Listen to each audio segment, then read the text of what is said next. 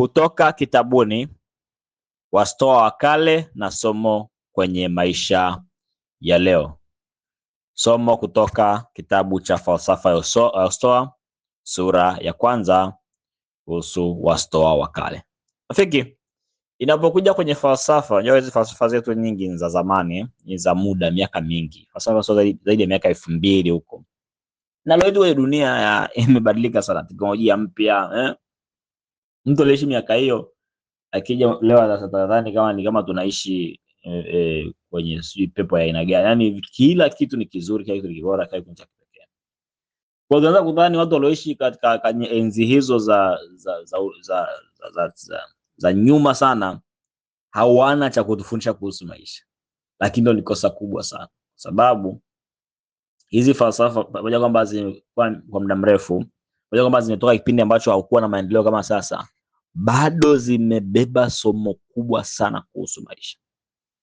Na bado zinatumika kwenye maisha ya leo ambayo tunaona tayari tuna kila kitu. Sasa falsafa ya Stoa kwanza ilianza na mtu aliyepata hasara. Sawa? Anaitwa Zeno wa Citium. Huyu bwana alikuwa mfanyabiashara kubwa sana, alikuwa na pesa mengi sana.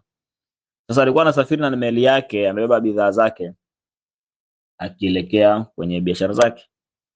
Sasa akiwa amefika nafikiri ni mji wa Athens, ile meli likazama. Kwa akapoteza kila kitu, akapata hasara kubwa sana.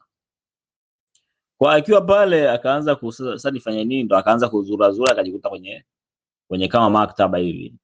Kwenye maktaba akaperuzi akafika sehemu falsafa, maana sasa nafikiria sasa nafanya nini sana maisha yangu. Afika kwenye sehemu ya falsafa akaona kitabu cha Socrates.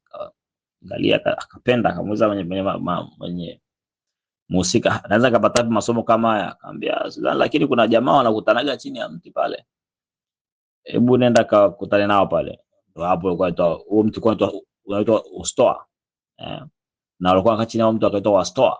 Na ndio falsafa bazali wapo. Afika pale watu wanazungumza mambo ambayo sana waliyapenda, akasema hii mbona ndio kitu naipenda hii. Na masomo mengi sana ambayo tunayapata ni kuhusiana na maisha. Kama hivi utapata hasara tu kwenye maisha, utapoteza vitu. Unakabiaje na hilo kitu? Ndio namna ambavyo falsafa inatusaidia. Sasa kuna Stoa wengi walichangia kwenye hii falsafa. Nataka watatu ambao ni wa msingi sana na somo lao moja kubwa kuhusu maisha ambayo tunajifunza leo. Kwa kwanza ni Seneca. Seneca aliishi muda mrefu na alikuwa tajiri. Alisemwa sana, wewe mwanafalsafa gani unakuwa tajiri? Alikuwa mwanasiasa, alikuwa mtu mwenye ushawishi. Alimlelea mfalme Nero wa Roma, lakini baadaye mfalme akaja akamgeuka, akamhukumu uawe na akasema basi niacheni nijiue mwenyewe. Mambo mengi katika jambo. Lakini Seneca kuna somo moja kwa kutufundisha kwamba hatuna uhaba wa muda bali tunaupoteza. Alisema wazi, tatizo la muda sio kwamba ni mchache bali ni mwingi mpaka tunaupoteza. Anasema mtu akija nyumbani kwako akataka kuchukua mali yako, fedha zako, utapambana naye sana, utamzuia. Lakini mtu akija kwako akianza kupoteza muda wako, unacheka naye tu pale, mnaanza kupiga story, mnapiga umbea, mnafuatilia maisha yako. Kwa hiyo ukidhibiti muda wako, unadhibiti maisha yako. Hii itaenda leo, itaenda kesho kutwa. Na leo ndo zama hizi ndo tunapoteza muda, mara mtandao, ni mara habari, mara nini. Msikiza Seneca tu kwamba tatizo la muda sio kwamba ni uhaba, tunaupoteza sisi wenyewe. Epictetus alikuwa ni mfalsafa wa Stoa. Huyu naye alianzia kama mtumwa. Alikuwa mtumwa, alikuwa kilema. Hebu fikiria wewe ni kilema, afu tena unakuwa mtumwa. Enzi hizo ukiwa mtumwa huna haki yoyote, ni kama mfugo tu unafugwa. Lakini aliweza kuwa mwanafalsafa ambaye alikuwa na ushawishi sana.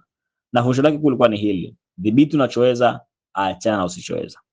Anasema wazi kwamba maisha yetu yamegawanyika. Mambo yanatokea maisha yamegawanyika katika makundi mawili.